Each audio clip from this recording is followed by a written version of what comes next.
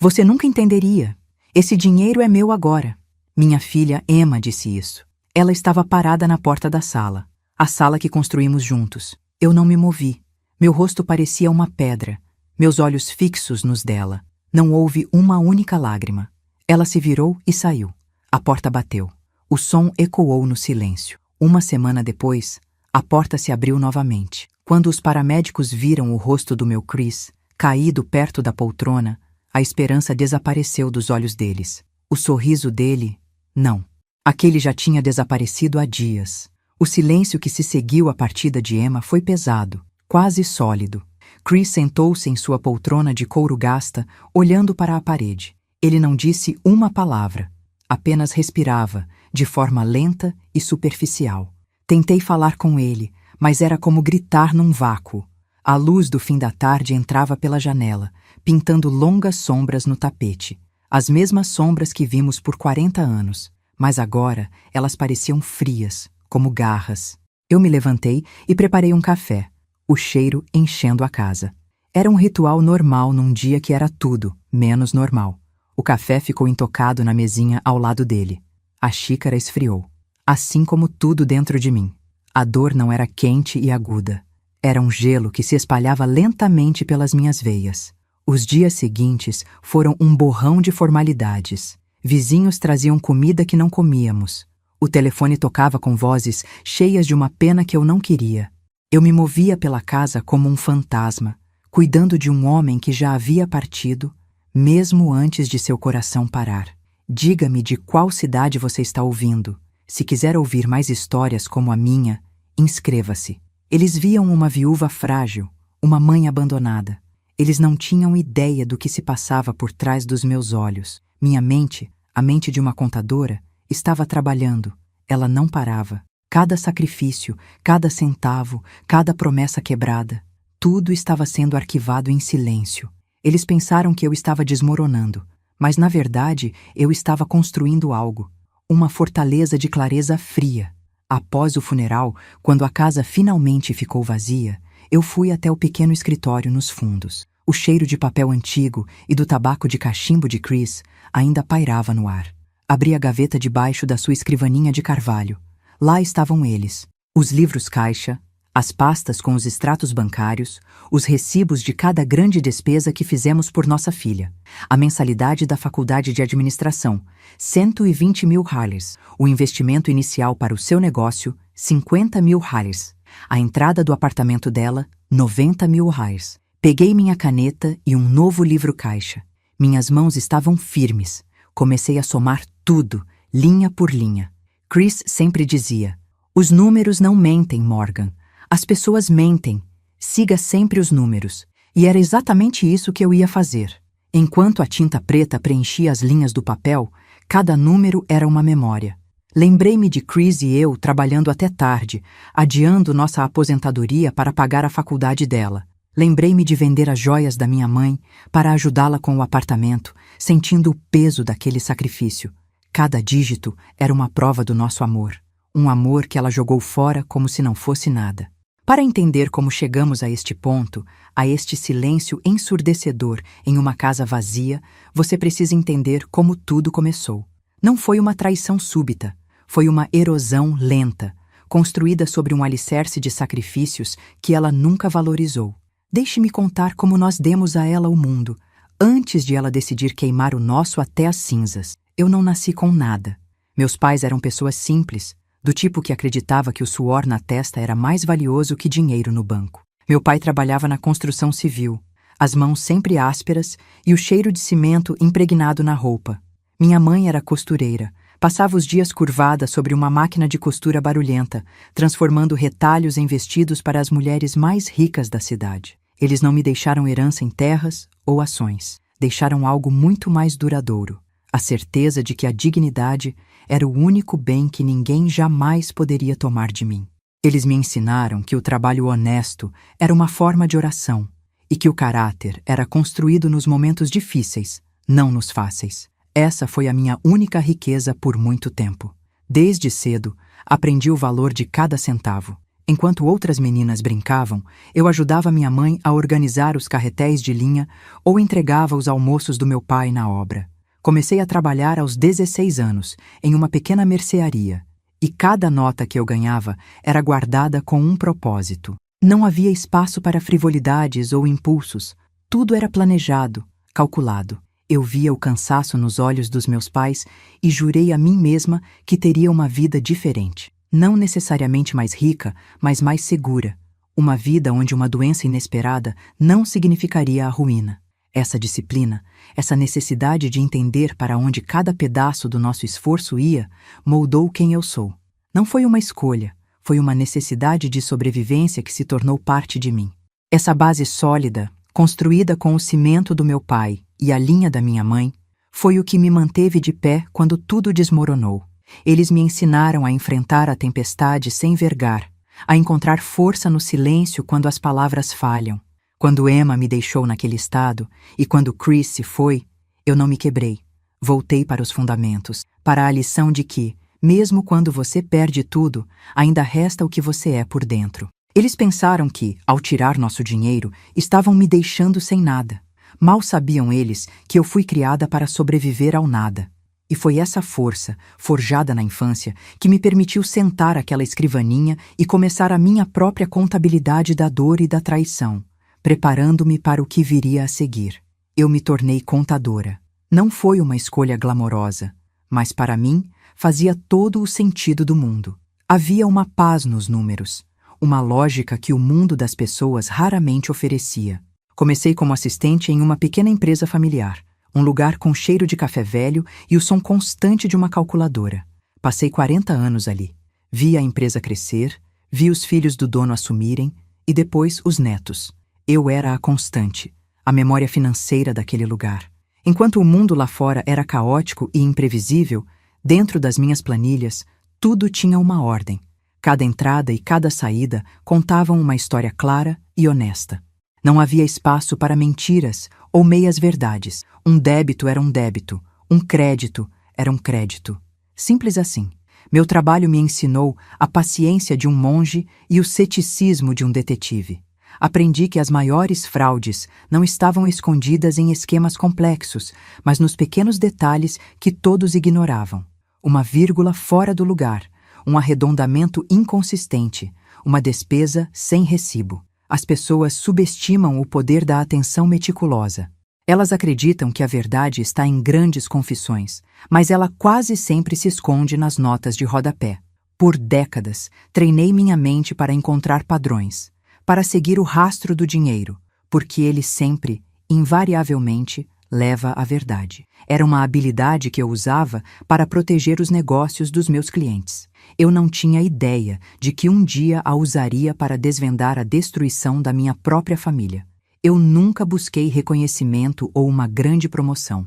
Minha satisfação vinha de um balanço perfeitamente fechado no final do mês, da certeza de que tudo estava em seu devido lugar. Essa busca por equilíbrio e ordem não era apenas profissional, era como eu tentava viver minha vida. Eu construí nosso patrimônio lentamente, investindo com cautela, economizando onde podíamos, sempre pensando no futuro. Cada decisão era pesada, cada risco calculado. Chris costumava rir e dizer que eu administrava nossa casa como se fosse uma empresa da Fortune 500. A verdade é que eu administrava com o medo de quem já não teve nada. E foi essa mesma mentalidade que me fez guardar cada recibo, cada extrato, cada prova de sacrifício. Eu não estava sendo apenas organizada. Eu estava, sem saber, construindo um arsenal. Conheci Chris em uma biblioteca pública numa tarde chuvosa de sábado. Eu estava imersa em um livro de contabilidade fiscal, e ele se sentou na cadeira à minha frente com um livro de poesia. Depois de alguns minutos de silêncio, ele se inclinou para a frente. Isso aí é leitura pesada para um sábado, ele sussurrou, com um sorriso que parecia iluminar o canto empoeirado da sala. Levantei os olhos, um pouco irritada pela interrupção. Alguém precisa manter o mundo em ordem, respondi, seca. Ele riu. Um som baixo e agradável. Sou o Chris, e você é a pessoa que vai me dizer se vale a pena ler esse livro. Olhei para o meu livro e depois para ele. Sou Morgan. E a resposta é não. Você não ia gostar. Ele ergueu uma sobrancelha. Agora eu preciso saber por quê. Aquele foi o começo de tudo. Nosso namoro foi simples. Longas caminhadas no parque, cafés em lanchonetes baratas e horas de conversa. Ele era o oposto de mim. Onde eu via números e lógica, ele via cores e emoção. Ele era um carpinteiro, trabalhava com as mãos, criando beleza a partir de madeira bruta. Chris me ensinou que a vida não era apenas sobre balanços e previsões. Ele me mostrou a beleza em um pôr do sol, a alegria em uma música boba no rádio. Ele via a mulher por trás da contadora, a sonhadora por trás da planejadora. Ele não tentou me mudar. Ele simplesmente abriu as janelas de um mundo que eu mantinha fechado, deixando a luz entrar. Ele equilibrava minha cautela com sua espontaneidade, e eu ancorava seus sonhos com meu pragmatismo. Éramos duas metades que, juntas, formavam um todo seguro e feliz. Não houve um pedido de casamento grandioso. Estávamos sentados na varanda do meu pequeno apartamento alugado, observando as estrelas. Ele se virou para mim, pegou minha mão e disse: "Eu não consigo mais imaginar um dia sem você." E foi o suficiente. Casamos em um cartório, com apenas 2 testemunhas, e usamos o dinheiro que teríamos gasto em uma festa para dar a entrada em nossa primeira casa. Chris era meu porto seguro. Com ele, eu não precisava ser a fortaleza o tempo todo. Ele era a única pessoa no mundo que sabia ler o silêncio nos meus olhos e entender o que eu não dizia em palavras. Ele era o meu equilíbrio, a minha paz. A vida que construímos juntos não foi extravagante, mas era real, era sólida, era nossa. Os primeiros anos foram uma mistura de trabalho duro e felicidade simples. Chris construiu a maior parte dos móveis da nossa casa com as próprias mãos, cada peça uma prova do seu amor e talento. Eu administrava nossas finanças com precisão militar, transformando 2 salários modestos em uma base sólida para o nosso futuro. Juntos, pintamos as paredes, plantamos um jardim e transformamos aquela pequena casa em um lar. Não tínhamos muito, mas tínhamos um ao outro, e isso parecia ser a maior riqueza do mundo. As noites eram preenchidas com o cheiro de madeira serrada da oficina de Chris e o som suave da minha calculadora enquanto eu equilibrava nossas contas na mesa da cozinha. Era uma sinfonia doméstica, tranquila e perfeita. Então, Emma nasceu. E o nosso mundo, que já era bom, tornou-se extraordinário. Ela era uma explosão de vida em nossa rotina organizada. Tinha os olhos sonhadores de Chris e a minha determinação teimosa. Vê-la crescer naquela casa foi a maior alegria das nossas vidas. As paredes que antes ecoavam nossos sonhos silenciosos agora ressoavam com suas risadas. Chris construiu para ela uma casa de bonecas que era uma réplica exata da nossa, e eu comecei uma poupança para a faculdade dela no dia em que ela nasceu.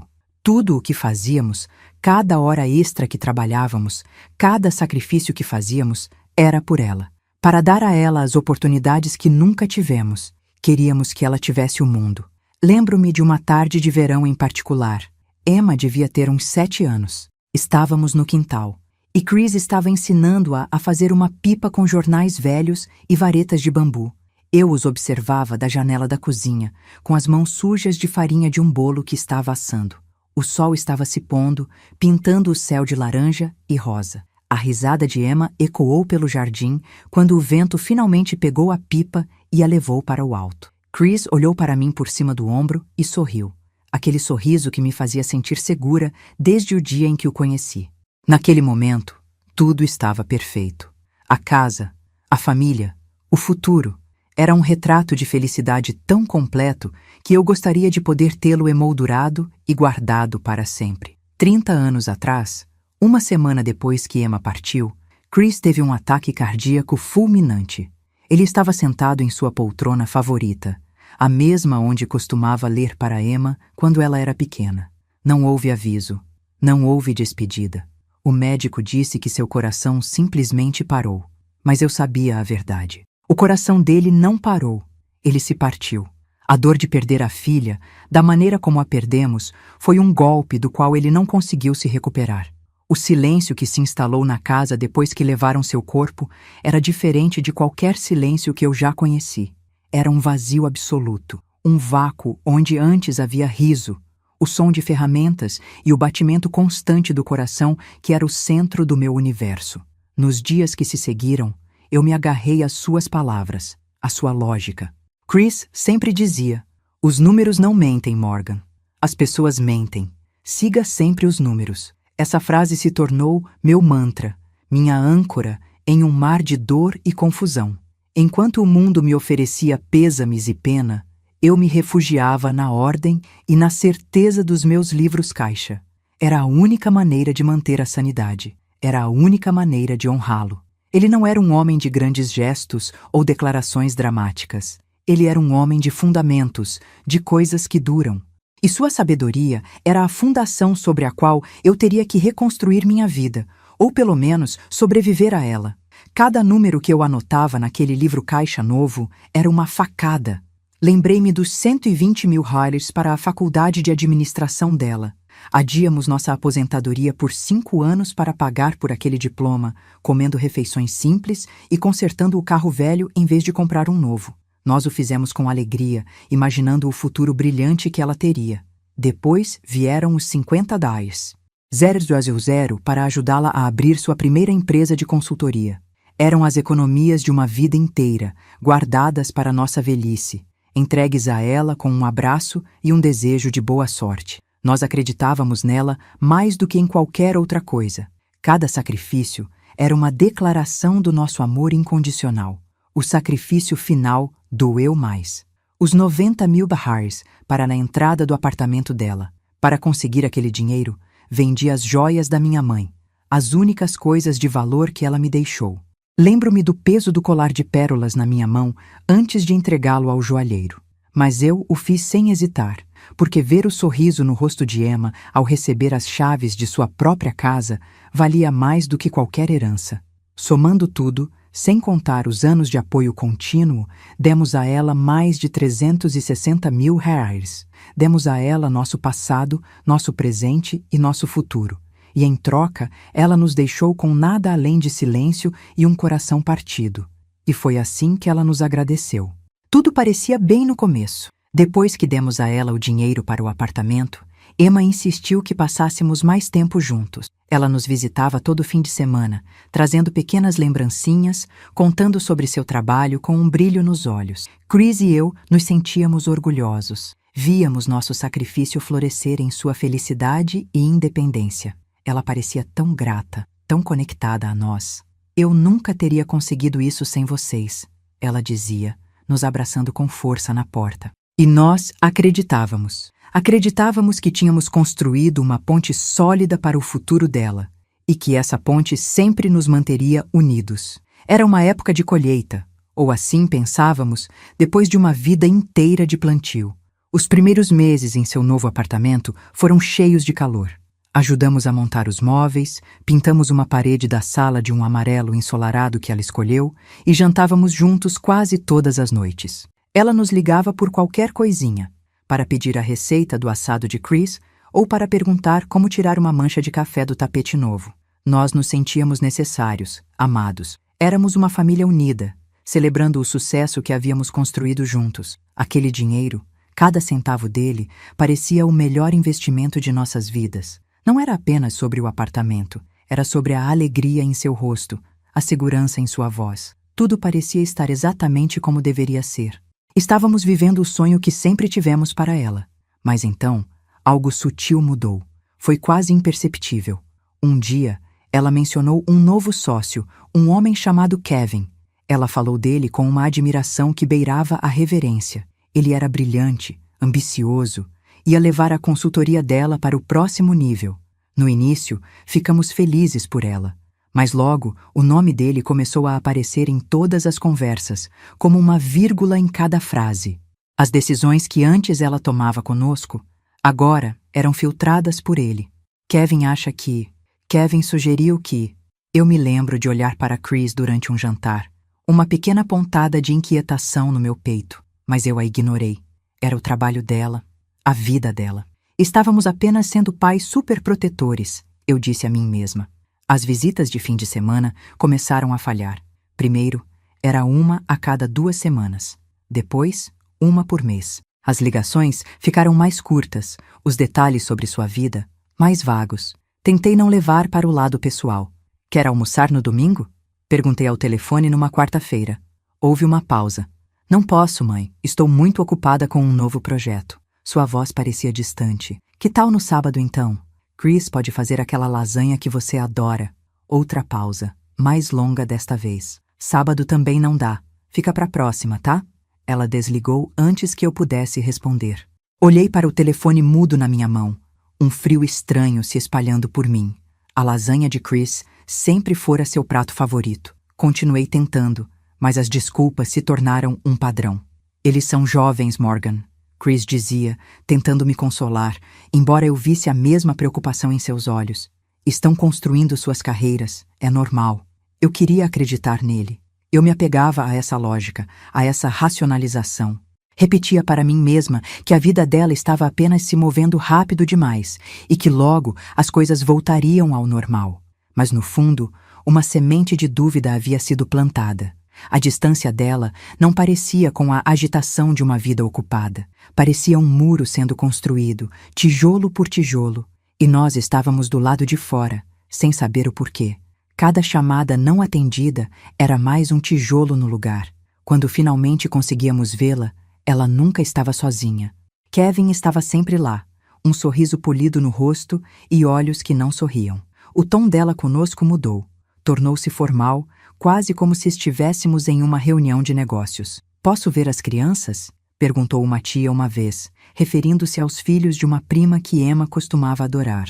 "Eles estão fazendo o dever de casa", respondeu Kevin, antes que Emma pudesse abrir a boca. "Eu posso ajudar. Eu adorava", começou a tia. "Nós damos conta."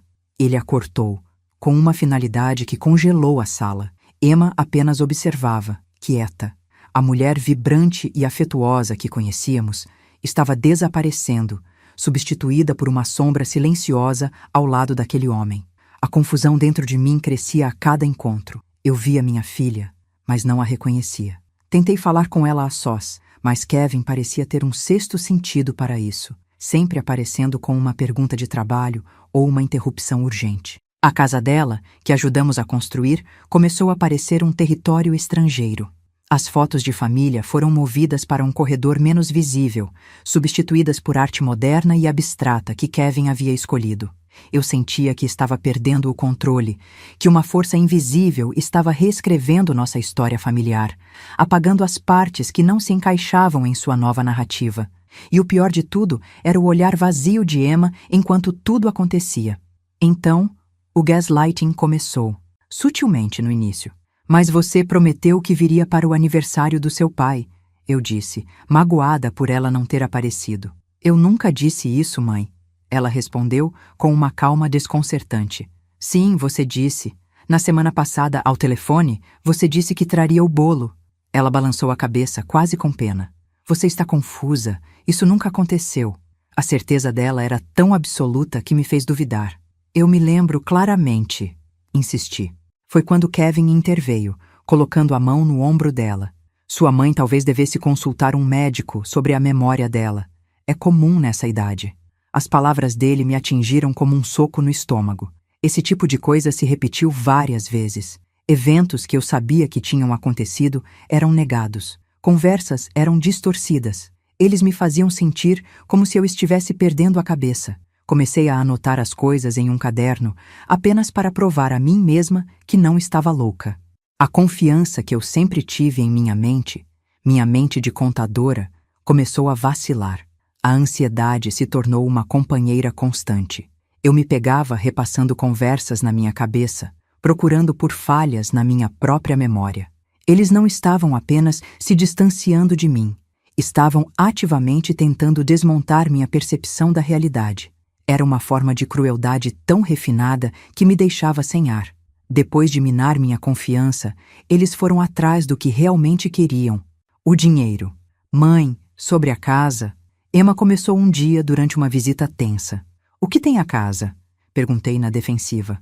"Colocá-la em meu nome seria mais simples, por causa dos impostos, sabe? Para o futuro." O ar ficou rarefeito. "Eu não acho que isso seja..." comecei. "Faz todo o sentido logisticamente. Apenas pense nisso", disse Kevin, com sua voz suave e persuasiva. Eu me mantive firme. "Vou falar com meu advogado." O rosto de Emma se fechou. "Por que você precisa de um advogado? Você não confia em mim? A pergunta era uma armadilha, e eu sabia disso. A pressão aumentou nas semanas seguintes. As sugestões se tornaram pedidos, e os pedidos quase exigências. Eles apresentaram documentos falando sobre planejamento patrimonial e eficiência fiscal. Eram termos que eu entendia muito bem, e via as falácias em seus argumentos. Cada vez que eu me recusava a assinar, a decepção no rosto de Emma era palpável, uma arma que eles usavam contra mim. Minha suspeita, antes uma pequena semente, agora era uma árvore robusta e cheia de espinhos. Eu não estava mais confusa, estava alerta. Eles não queriam simplificar minhas finanças, eles queriam tomá-las, e eu não ia permitir. Chris concordava comigo. Seu silêncio agora era uma muralha ao meu lado. A humilhação pública foi o golpe seguinte. Era o aniversário de 45 anos de casamento dos nossos vizinhos mais antigos, uma grande festa no jardim. Nós não fomos convidados. No dia seguinte, a esposa do vizinho me ligou, preocupada. Morgan, querida, onde vocês estavam? Sentimos sua falta. Fiquei sem palavras. Nós não fomos convidados. Houve um silêncio chocado do outro lado da linha. Isso é impossível. Emma e Kevin estavam aqui. Ela nos disse que você não estava se sentindo bem. Mais tarde naquele dia, vi as fotos no Facebook. Emma e Kevin, sorrindo, abraçados com todos os nossos amigos. Ela estava usando o vestido que eu lhe dei de aniversário. O mundo pareceu girar. Quando a confrontei pelo telefone, a desculpa dela foi fraca, ensaiada. Ah, mãe, nós achamos que você estaria cansada. Foi um evento barulhento. A mentira era tão descarada, tão cruel, que algo dentro de mim se quebrou. Não foi um estalo alto, mas um rompimento silencioso e definitivo. A dor era física, uma pressão no peito que dificultava a respiração. Mas por baixo da dor, uma nova emoção começou a surgir. Não era tristeza, era uma clareza fria e cortante. Eu não estava mais tentando entender ou consertar as coisas. Eu estava começando a ver o inimigo claramente. A esperança de ter minha filha de volta morreu naquele instante, substituída por uma resolução gelada. A última gota foi o relógio de Chris. Era um relógio de pulso simples, que eu lhe dei em nosso 10º aniversário de casamento. Ele o usava todos os dias. Depois que ele faleceu, eu o guardava em uma caixinha de veludo na minha cômoda. Numa de suas raras visitas, Emma o viu. É tão bonito. Posso ficar com ele? Para me lembrar do papai.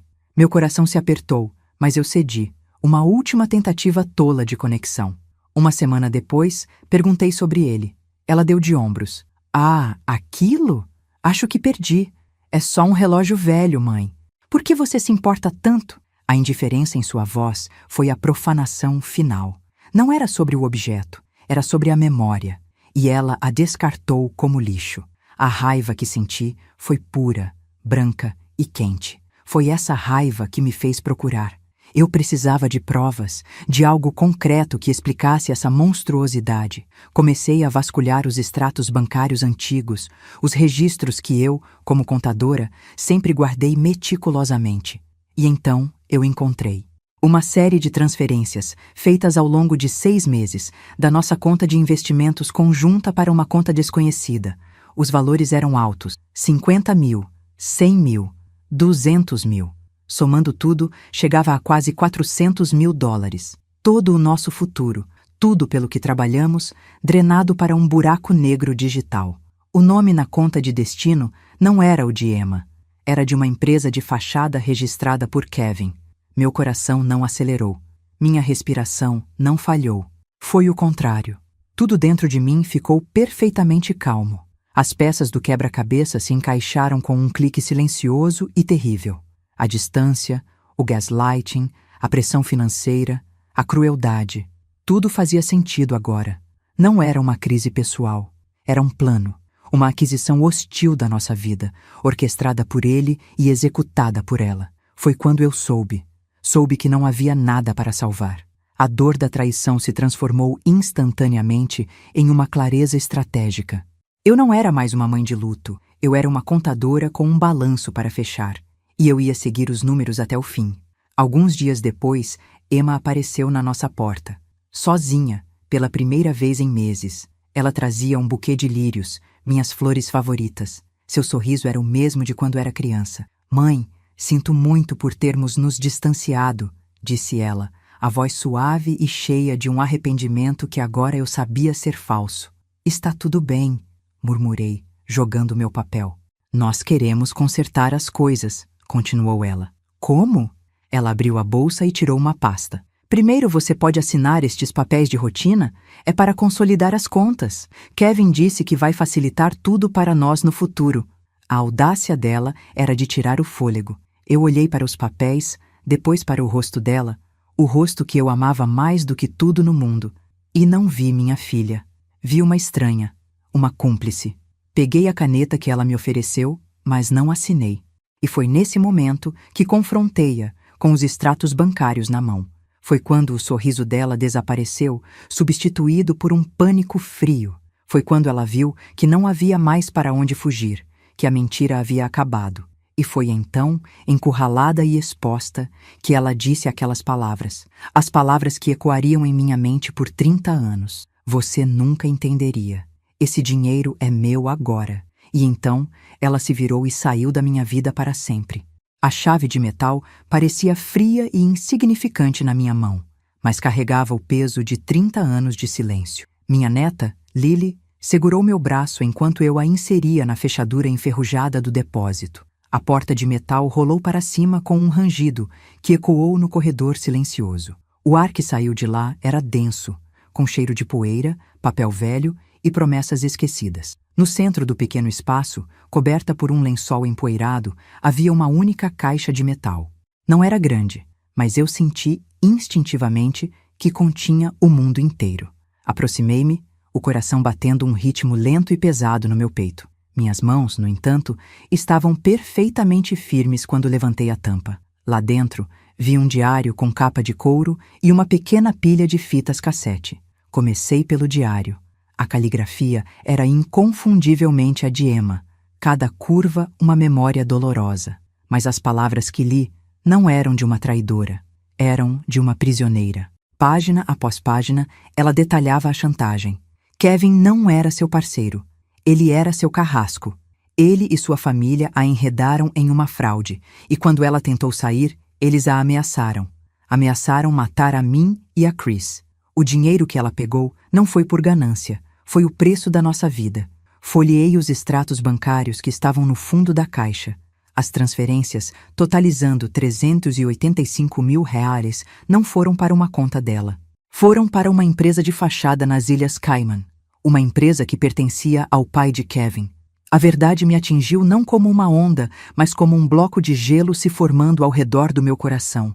Minha neta observava meu rosto, os olhos cheios de uma preocupação que espelhava os de sua mãe. Coloquei uma mão em seu ombro, um gesto para tranquilizá-la, embora por dentro uma tempestade de gelo estivesse se formando. Minha respiração não falhou. Minhas mãos não tremeram. A dor de 30 anos de luto e incompreensão se cristalizou em um único ponto de clareza ofuscante. A contadora dentro de mim, a mulher que passou 40 anos encontrando a verdade em meio a números confusos, assumiu o controle total. O choque se transformou em análise. A tristeza se transformou em estratégia. Eu não estava mais de luto por uma filha que me abandonou. Eu estava prestes a vingar uma filha que se sacrificou para me salvar. A emoção era um luxo que eu não podia mais me permitir. Peguei meu celular e comecei a trabalhar. O flash da câmera iluminou a escuridão do depósito, capturando cada página do diário, cada linha dos extratos bancários, cada etiqueta nas fitas cassete. Eu documentei tudo com a precisão metódica que Chris sempre admirou. Cada foto era uma peça de evidência, cada documento um prego no caixão deles. Guardamos tudo de volta na caixa e saímos daquele lugar, deixando o cheiro de poeira para trás. Enquanto trancava a porta, olhei para Lily, que agora entendia o peso do que sua mãe havia feito. Eles pensaram que eu era uma viúva frágil e esquecida. Eles pensaram que o tempo havia enterrado seus crimes. Eles estavam terrivelmente errados. De volta para casa, espalhei as cópias das provas sobre a mesa da sala de jantar. A mesma mesa onde Emma aprendeu a fazer o dever de casa. A ironia era cortante como vidro quebrado. Li o diário novamente, desta vez cruzando as datas com os extratos bancários. O padrão era inegável.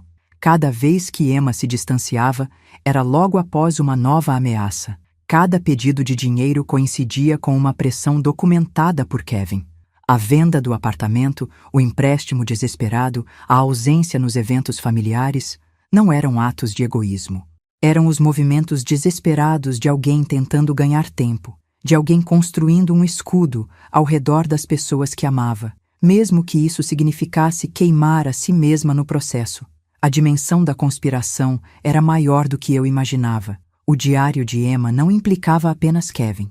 Implicava seu pai, seus tios, toda a estrutura de poder de sua família. Eles eram predadores que viram em minha filha uma porta de entrada para o nosso patrimônio. E quando ela resistiu, eles a quebraram. Todos aqueles meses de confusão e dor, de me sentir traída e abandonada, foram recontextualizados. Emma não estava fugindo de nós. Ela estava fugindo para nós. Ela nos deu 30 anos de vida ao custo de sua própria felicidade e, no final, de sua própria vida. A magnitude de seu sacrifício era quase insuportável, mas alimentava a chama fria que agora queimava dentro de mim. Eu não seria uma vítima do sacrifício dela. Eu seria a arma que ela deixou para trás. A decisão foi tomada no silêncio daquela sala, com as provas de uma vida destruída espalhadas diante de mim. Meu propósito, que esteve adormecido por 3 décadas, agora era claro como cristal. Eu iria limpar o nome de Emma. Eu iria garantir que Lily tivesse o futuro que sua mãe nunca pôde ter. E eu iria desmantelar a família de Kevin, peça por peça, até que não restasse nada além de poeira e ruínas. A justiça não seria apenas uma questão legal, seria uma questão de contabilidade. E a conta deles estava muito, muito atrasada. No fundo da caixa de metal, sob uma camada de documentos, encontrei um fundo falso. Dentro dele, havia um único envelope selado, com meu nome escrito na caligrafia de Emma. Com os dedos firmes, eu o abri. Era uma carta, escrita nos seus últimos dias. Ela explicava tudo, o medo paralisante, a solidão, a certeza de que nunca mais nos veria. Ela pedia meu perdão não por ter pegado o dinheiro, mas por não ter tido a força para lutar de outra maneira. Era uma confissão, um pedido de desculpas e um testamento de seu amor inabalável. Aquela carta não era apenas uma prova, era a alma da minha filha, confiada a mim através do tempo. A carta era a minha vantagem oculta. Além da emoção, continha informações estratégicas. Emma, com a mente de administradora que pagamos para ela ter, havia mapeado as fraquezas da família de Kevin. Ela listou nomes de associados descontentes, números de contas secretas que ela havia descoberto e os negócios ilícitos que sustentavam sua fachada de respeitabilidade. Não era apenas a história de um crime. Era um manual de instruções para a destruição deles. Eles haviam subestimado minha filha. E ao fazerem isso, eles não tinham a menor ideia da bomba-relógio legal e midiática que ela havia deixado para trás, esperando pacientemente por 30 anos para ser detonada. Segurei a carta contra o peito, sentindo a conexão com Emma mais forte do que nunca. O poder na sala havia mudado completamente. Eu não era mais uma idosa de luto. Eu era a executora do último desejo da minha filha. A voz de Chris ecoou em minha mente, tão clara como se ele estivesse ao meu lado. Os números não mentem, Morgan. As pessoas mentem. Siga sempre os números. Minha filha havia seguido os números até a verdade sombria deles. Agora cabia a mim usá-los para fechar o balanço. Chris sempre me ensinou a pensar 3 movimentos à frente. Naquele momento, eu sabia que precisava pensar 5. Na manhã seguinte, fiz a ligação. Procurei pelo melhor escritório de advocacia da cidade, uma firma conhecida por derrubar gigantes. Gostaria de falar com a Sra. Davis, eu disse, minha voz calma e controlada. Quando ela atendeu, fui direta. Sra. Davis, meu nome é Morgan. Preciso da sua ajuda. Qual é a situação?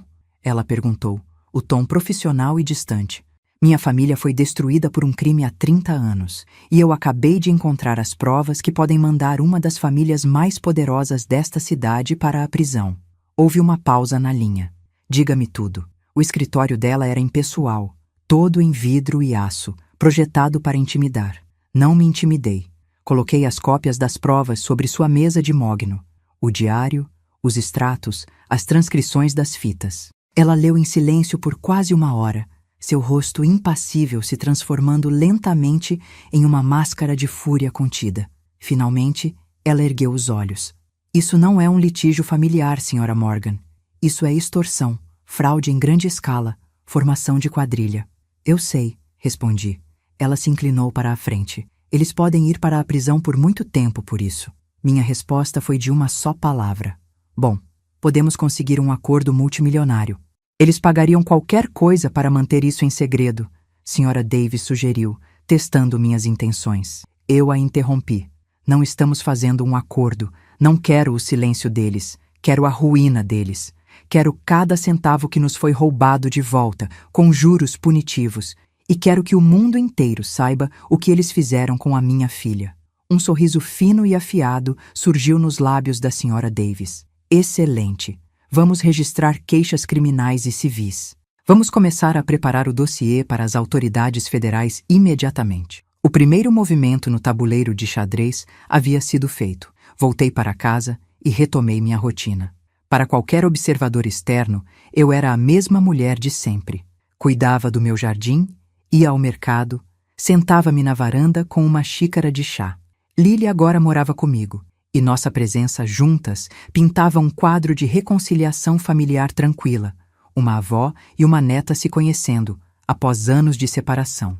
Eu deixei que eles vissem essa fachada, deixei que acreditassem que eu era inofensiva, uma relíquia do passado, muito velha e cansada para causar problemas. Deixei que sua arrogância fosse sua própria armadilha. Enquanto eu regava minhas rosas, um mecanismo implacável havia sido colocado em movimento. Sra. Davis estava em contato com investigadores federais que haviam aberto um inquérito sigiloso. Mandados estavam sendo redigidos. Contas estavam sendo rastreadas. O palco para a confrontação final foi escolhido. O baile de gala anual de caridade da empresa da família de Kevin, o auge de sua hipocrisia social. Eles achavam que haviam vencido o jogo 30 anos atrás. Eles nunca esperaram que a partida ainda não tivesse terminado. Eles estavam comemorando uma vitória em um jogo que mal havia começado.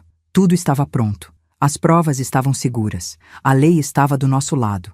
A data estava marcada. Sentei-me na minha poltrona, a mesma onde Chris passou seus últimos dias, e olhei para a foto dele na lareira. O silêncio na casa não era mais pesado com o peso do luto. Era leve, tenso com o zumbido da antecipação. Era o silêncio antes da tempestade. Chris me ensinou a pensar 3 movimentos à frente. Por Emma e por Lily, eu estava pensando 5. Eu não sentia raiva, nem tristeza, apenas uma calma profunda e absoluta. O laço estava armado. Agora, tudo o que eu precisava fazer era esperar que eles entrassem nele. O baile de gala era um espetáculo de arrogância. Lustres de cristal derramavam uma luz dourada sobre pessoas que sorriam com os dentes, mas não com os olhos. Kevin e seu pai eram o centro daquele universo falso, recebendo elogios e apertos de mão. Eu e Lily estávamos em um canto discreto, observando. Eu não sentia nervosismo. Sentia a calma de uma contadora prestes a fechar o balanço final. Então, as grandes portas do salão se abriram. Não com estardalhaço, mas com uma eficiência silenciosa. 3 homens e uma mulher, em trajes escuros e formais, entraram. Não eram convidados, eram agentes federais. O murmúrio no salão diminuiu. A música pareceu hesitar. O pai de Kevin, que estava no palco iniciando um discurso, parou de falar. "O que está acontecendo?" Alguém sussurrou perto de mim. Ninguém respondeu. Os agentes se moviam com um propósito que congelou o ar. Eles se aproximaram do palco. A Sra. Davis estava com eles, uma pasta na mão. Um dos agentes falou, a voz clara e sem emoção, amplificada pelo microfone ainda ligado. "Sr. Kevin e Sr. Thompson Sr.?" O sorriso do patriarca vacilou e desapareceu. A taça de champanhe em sua mão tremeu. Ele olhou para a multidão, procurando uma explicação, e seus olhos encontraram os meus. Por um instante, o tempo parou. Ele me viu, e no meu rosto calmo, ele viu o fim de seu mundo. Foi então que ele entendeu que aquilo não era um erro, era um acerto de contas. Enquanto era algemado, ele passou por mim, o rosto pálido de fúria. "O que você fez?" Ele sibilou. Inclinei-me e respondi, a voz baixa para que só ele ouvisse. "Minha filha uma vez me disse que eu nunca entenderia. Ela estava errada. Eu entendi tudo. E agora é você quem não vai entender o que é perder tudo. As consequências foram rápidas e totais, um colapso sistêmico de sua existência.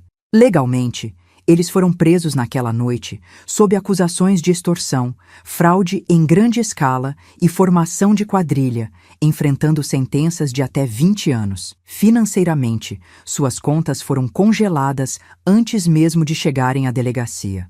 O tribunal ordenou uma restituição de 5 milhões de dólares, o valor que nos roubaram, corrigido por 30 anos de danos. Socialmente, a elite da cidade testemunhou sua humilhação em primeira mão.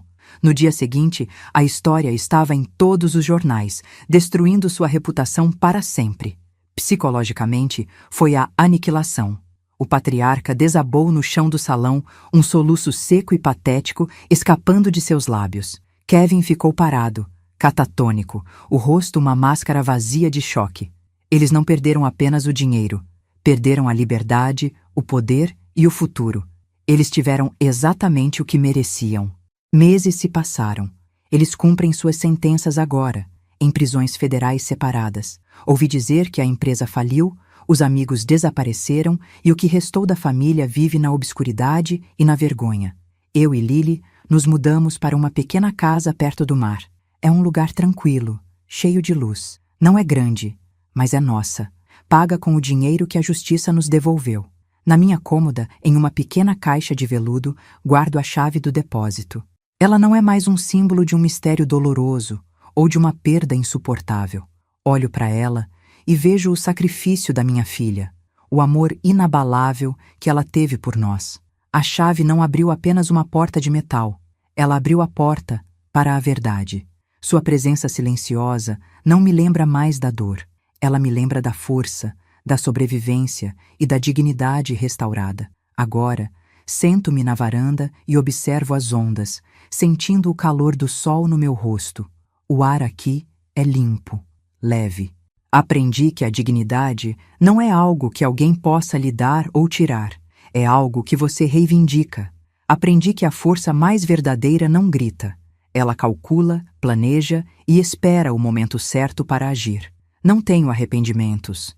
Durmo em paz todas as noites, um luxo que me foi negado por 3 décadas. Às vezes, pego a foto de Chris e sussurro para ele. Eu segui os números, meu amor. Eles me levaram até a verdade. Eu pensei 3 lances à frente. Nós vencemos. Minha vida não é mais definida pelo que perdi, mas pela paz que encontrei.